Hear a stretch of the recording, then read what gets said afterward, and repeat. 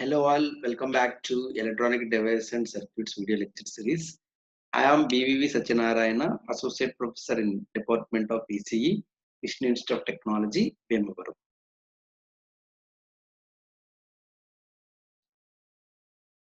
In unit number 3, Rectifiers and Filters, we already discussed about introduction to RPS, Basic Rectifier Setup, Off-Wave Rectifier, Center Tapped Full Wave Rectifier, Bridge Rectifier, and I derived some characteristics of Off-Wave Rectifier. In this lecture, I am trying to derive the expression for voltage regulation, form factor, peak factor, and I am trying to give advantages and disadvantages of a rectifier. The objectives of this lecture are calculation of voltage regulation, calculation of form factor and peak factor, then advantages and disadvantages of a rectifier. The 10th characteristic of a rectifier is voltage regulation, and it is denoted by R. The secondary voltage or the output of a power supply should not change with respect to load voltage. Means the output voltage should be same whether there is a load or no load. So the voltage regulation is the factor which tells about the change in DC output voltage as load changes from no load to full load condition. If VDC NL is the DC voltage on no load, which we are representing it as a VNL, and VDC FL, that is DC voltage on full load, which we are representing it as a VFL. Then voltage regulation is defined as voltage regulation equal to VNL minus VFL by VFL into 100. Ideally, there should not be any difference in between VNL and VFL. Means VNL equal to VFL, and hence voltage regulation equal to 0 ideally. Since RPS is a power supply with the output voltage, it must not change from no load to full load. So this voltage regulation is a parameter which gives how the output voltage changes with respect to the load current. So for off-wave rectifier,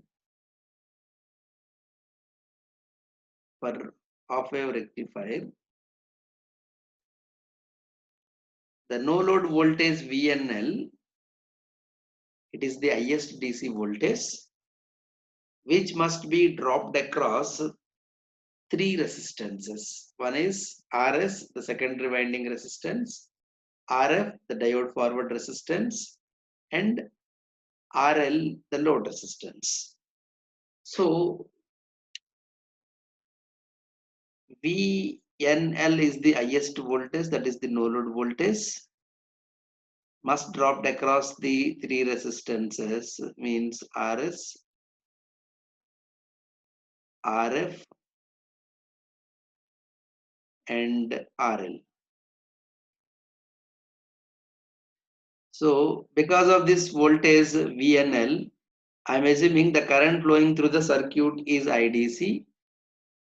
So across the load, we are getting IDC into RL, IDC into RL. So that we can treat it as a full load, VFL, full load voltage. So from this we can say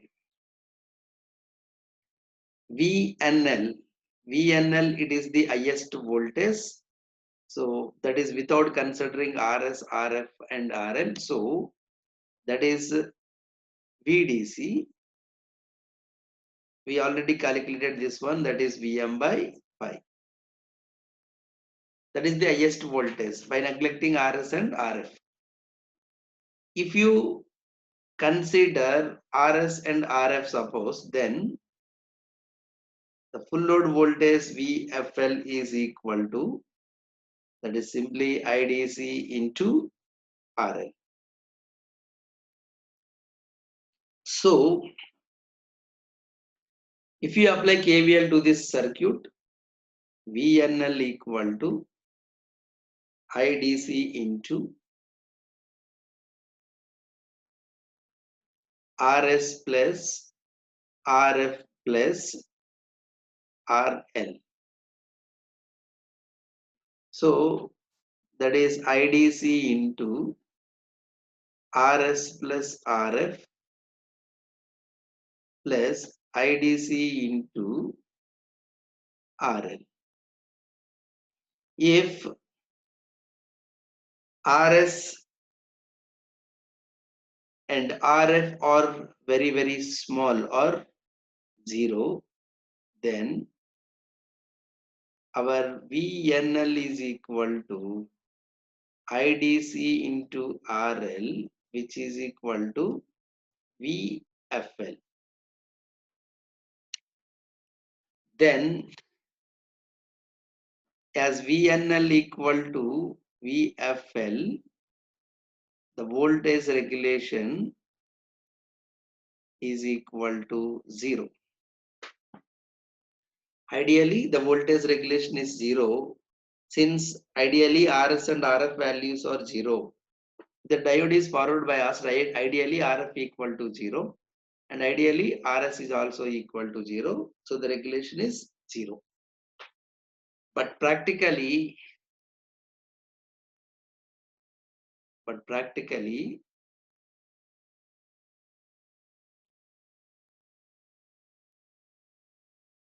VNL is not equal to VFL. Why? Because practically diode it is having some internal resistance. Secondary winding is having some resistance. So practically no doubt VNL is greater than VFL. Why? Because some voltage is dropped across RS, some voltage is dropped across RF, and the remaining voltage only available across RL. So VNL is greater than VFL practically. So now I am trying to derive the expression for the voltage regulation for practical case. So we know that VNL equal to VDC equal to Vm by pi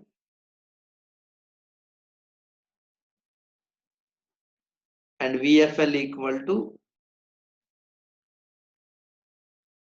IDC into RL, and we know that for half wave rectifier IDC equal to Im by pi into RL, and very clear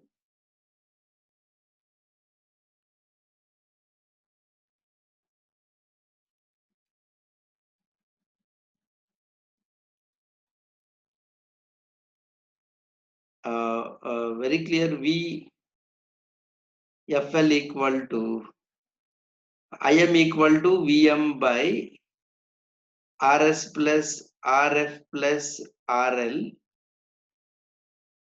So VFL equal to Vm into RL by RS plus RF plus RL into pi. That is VFL. So by using these two, we can easily calculate the load regulation, voltage regulation. So voltage regulation is given as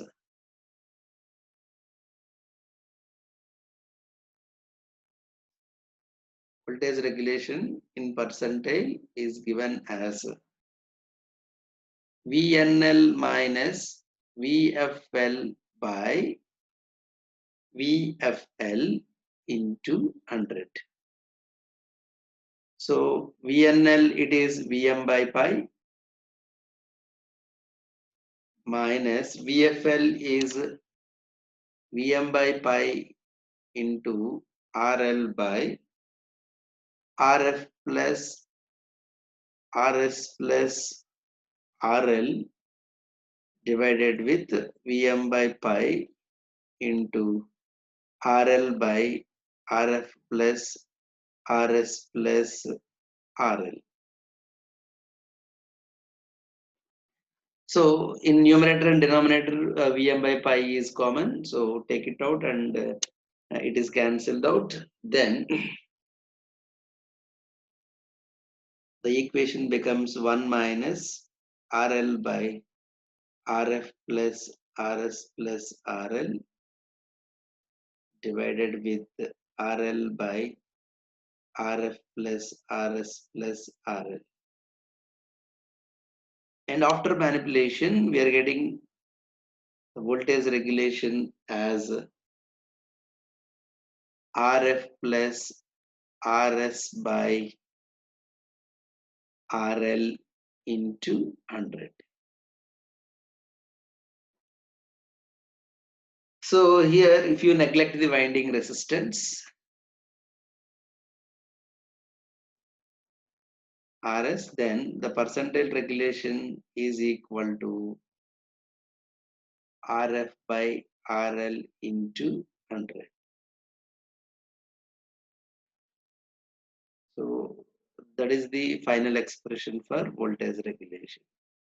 If you neglect RS, if you consider RS, then this is the expression for voltage regulation. So ideally RF is 0 for the diode. So voltage regulation is also equal to 0 ideally. Practically, it must be as small as possible. Practically, it must be as small as possible. So we can say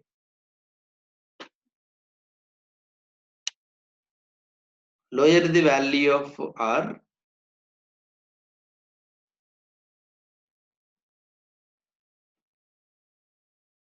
better the performance of the rectifier circuit. Better the performance of rectifier circuit.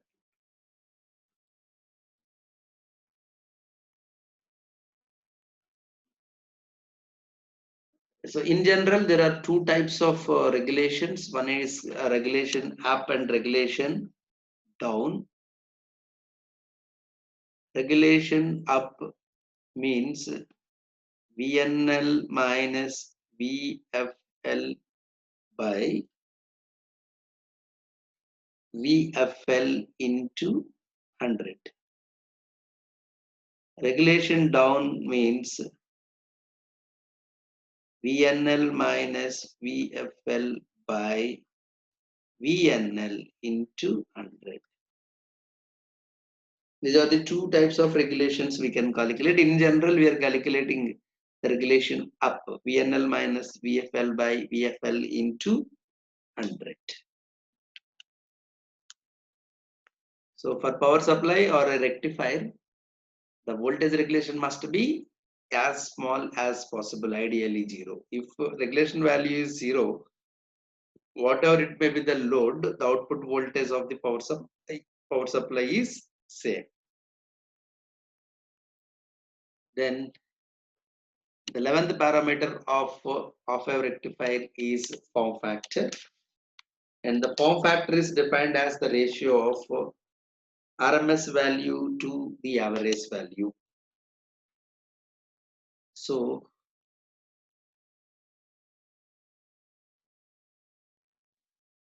form factor equal to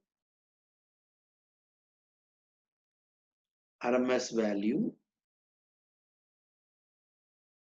by average value or DC value. Average value or DC value. So we already calculated RMS and average values for of a rectifier. So RMS value of octave rectifier is Vm by 2 and average value is Vm by 5, and this Vm is cancelled out. So form factor is equal to 5 by 2. So the pi by 2 is 1.57.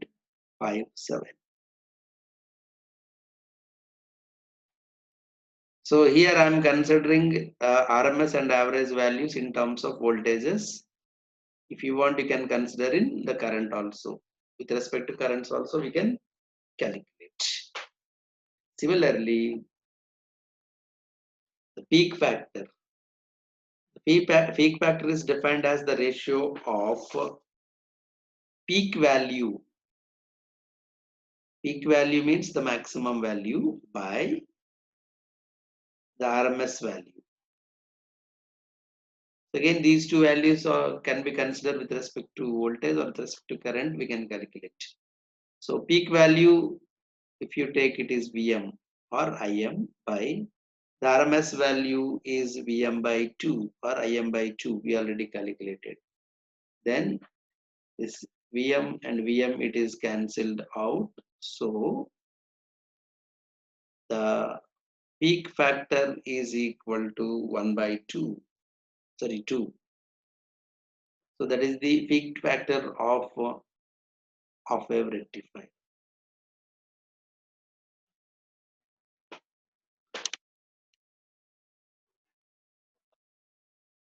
Then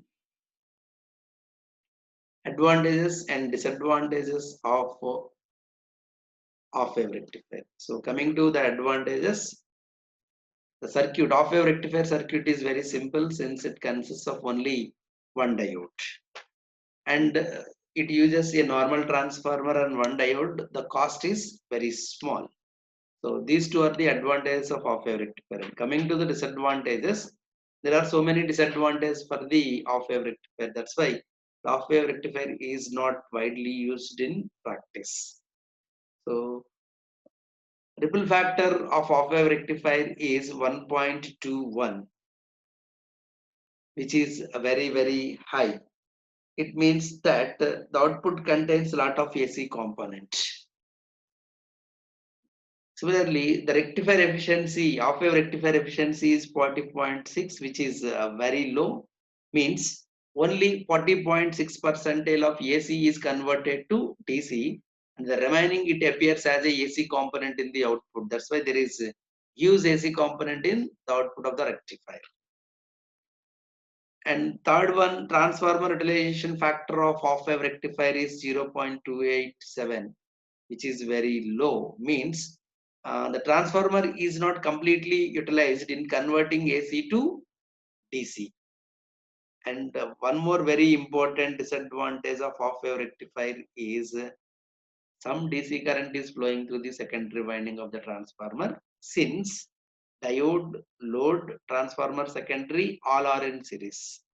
So basically transformer, it works with AC voltages, but here in this rectifier circuit some DC current is flowing. Because of this DC current, the losses in the transformer increases, and the transformer, it can produce some unwanted harmonics in the secondary.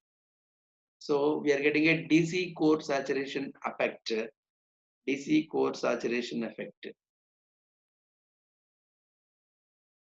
in the off-wave rectifier.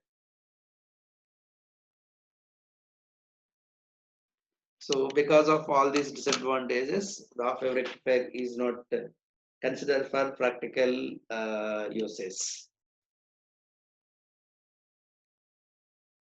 Coming to the summary,